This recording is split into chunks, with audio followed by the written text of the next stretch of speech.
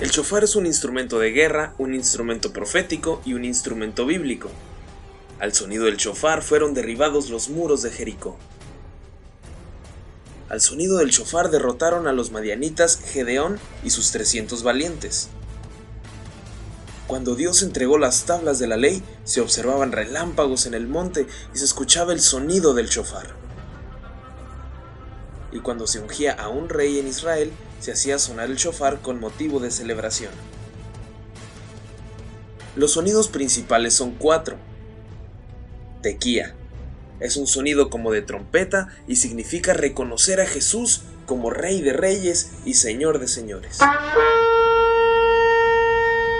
Shevarim son 3 notas cortas y significa doblegarnos ante Dios, clamar para que su misericordia descienda sobre su pueblo.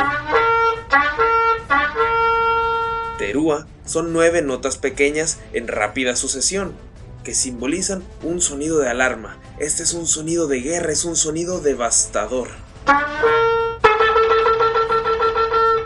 Y Tequía Gadola es una nota mantenida al máximo, sin corte alguno, y significa la voz de Dios llamándonos al arrepentimiento.